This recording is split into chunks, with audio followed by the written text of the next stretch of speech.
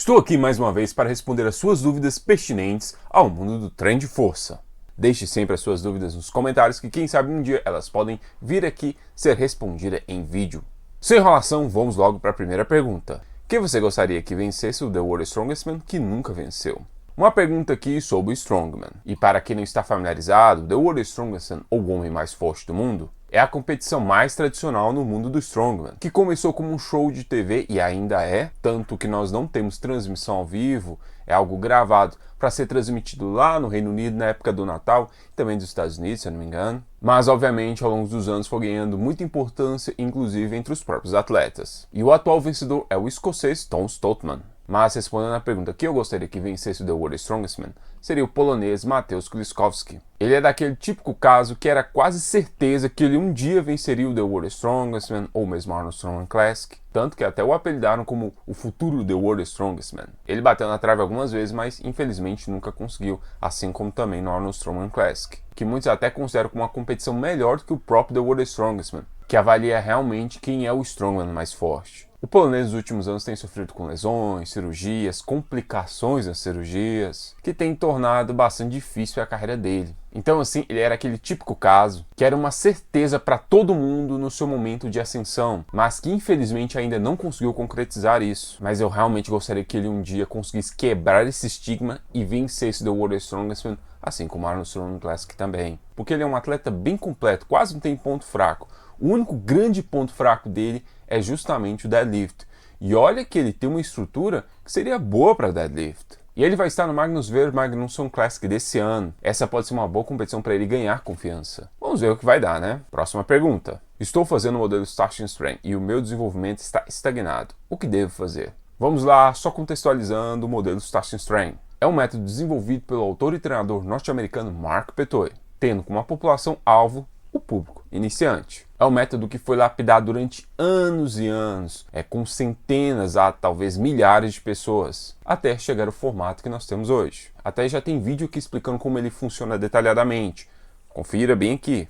Mas por esse motivo, dessa lapidação que foi feita ao longo do tempo, uma quantidade enorme de pessoas, é que ele se mostra tão efetivo para praticamente todo mundo que se enquadra nessa demografia. Por isso que eu recomendo que para iniciantes de treino de força, inclusive para pessoas que nunca treinaram na vida, recomendo dar uma olhada no modelo Starting Strength. E também recomendo para aquelas pessoas que estão há muito tempo parado. Então é a melhor forma de tu recuperar a tua força rapidamente. E no modelo Starting Strength o desenvolvimento vai estar ali alternando, com o supino.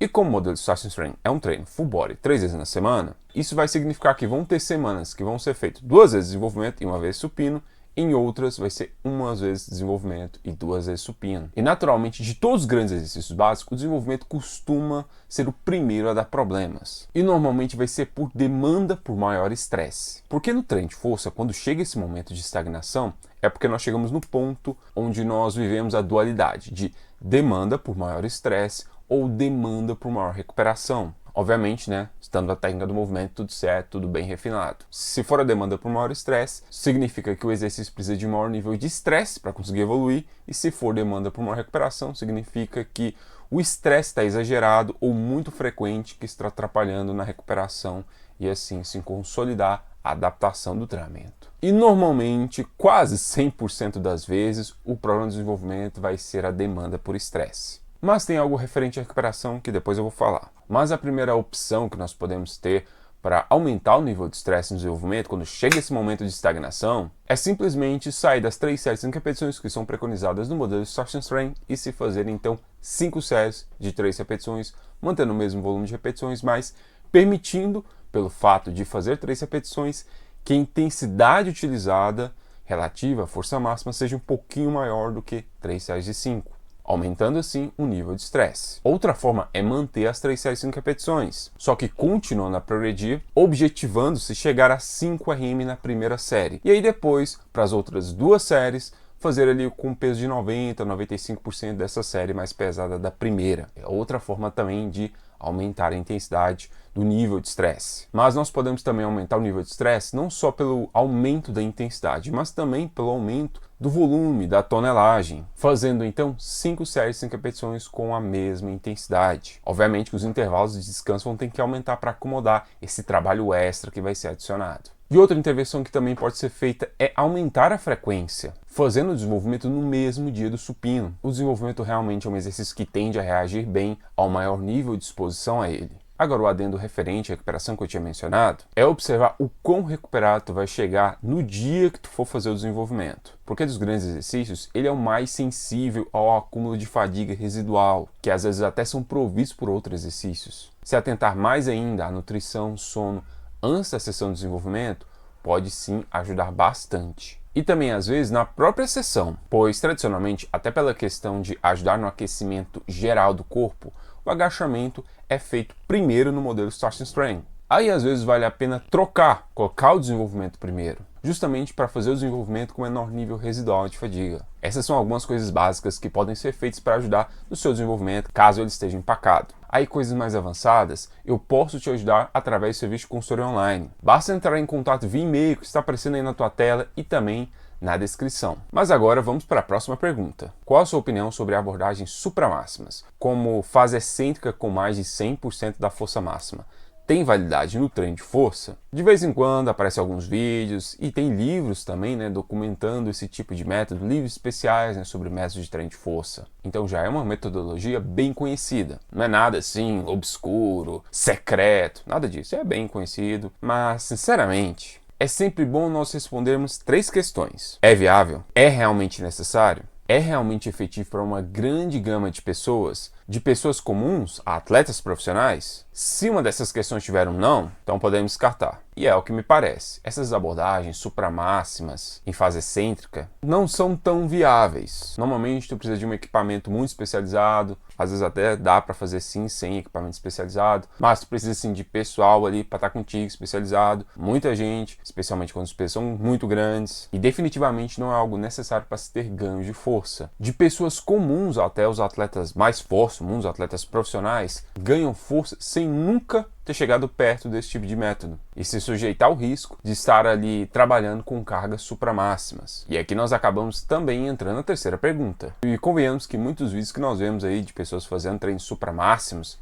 na fase excêntrica ainda não chegaram a ser assim um peso considerável mesmo sendo levantado, para deixar isso realmente completamente inviável e perigoso. Pois quem teria coragem de fazer um método desse com Jesus Olivares, Julius Maddox, Hafthor Bjornsson, Lars Talakazi? A dimensão de peso importa. Não estou falando que uso desse tipo de metodologia em atletas de outros esportes, fazendo algo em busca de algo específico na performance. Não vou entrar no mérito porque não é o foco do canal, mas o foco aqui é o treino de força de maneira mais geral, para pessoas comuns que querem ficar mais forte, powerlifting, strongman e halterofilismo. Próxima pergunta. O que você achou do futuro confronto do Brian Shaw versus Eddie Hall no Braços de Ferro?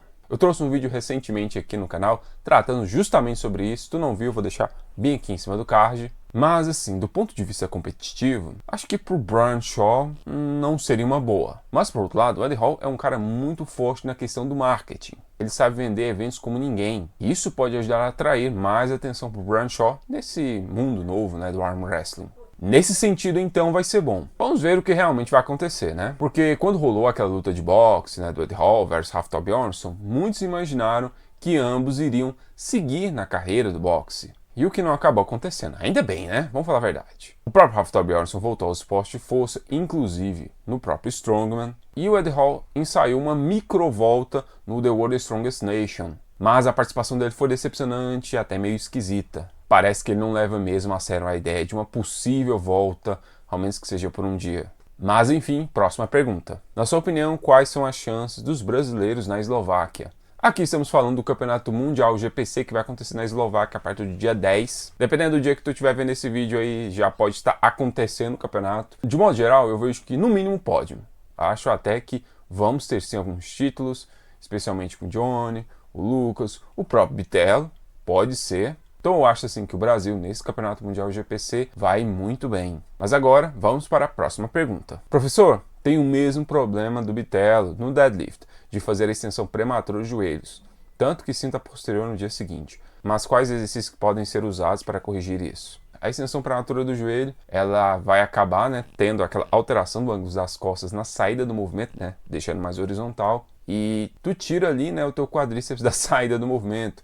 Então tu acaba puxando o movimento muito ali com a sua cadeia posterior, coloca uma carga excêntrica de maneira abrupta nos isquiotibiais, aumenta-se o risco de acontecer alguma lesão. Algumas coisas que podem ser feitas. Primeiro é realmente focar mais em reaprender a técnica do movimento, reiniciar a técnica do movimento com peso mais leve, mas alguns exercícios podem ser feitos sim. Halting deadlift, né, que é o meio deadlift, fazer o deadlift até a altura do joelho, é uma boa alternativa que tu vai enfatizar bem essa parte, que é o que está faltando. Deadlift com pausa no joelho pode ajudar também a tu sincronizar melhor essa questão de movimento ali da tibia para tu manter ela vertical até a barra chegar mais ou menos ali na altura do joelho. Deadlift com pausa na saída, ou seja, tu acabou de tirar a barra do chão, pausa ali 2, 3 segundos. Isso tende a ajudar bem também a tu conseguir usar o quadríceps, tu usar os tensores de joelho bem na saída do movimento e até combinar isso com deficit deadlift, fazer o deficit deadlift com pausa. É terrível,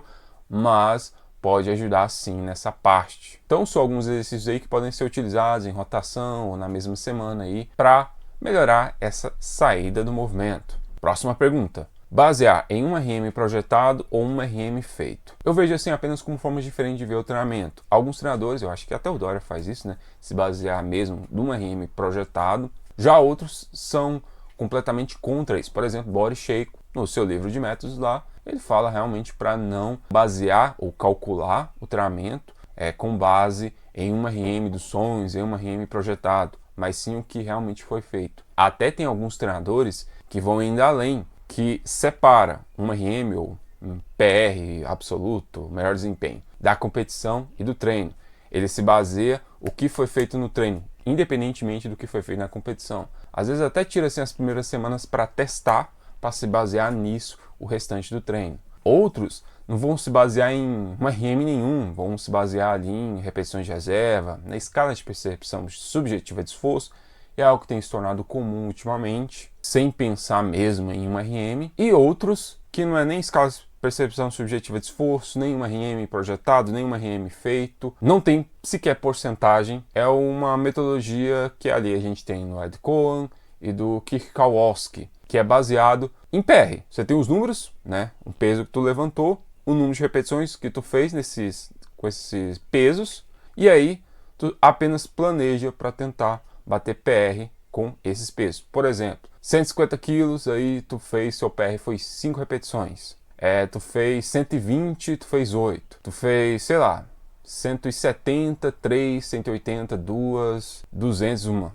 Colocando números aqui aleatórios. Tu vai planejar para tentar ali transformar o seu novo PR de 8 repetições, fazer lá 125, 130. 150 foi seu PR para 5, tu tentar planejar ali para fazer 155, 160, um novo PR de 5 repetições e assim por diante. É uma forma bem legal, bem eficiente de se trabalhar, diferente, né, dessas outras aí, pensando em um RM e tudo mais, e tu ainda tem ali um PR para buscar ali no final de cada bloco, e tu pode conferir tanto o método do Kirkowski quanto do Ed Coan bem aqui, nesses dois vídeos.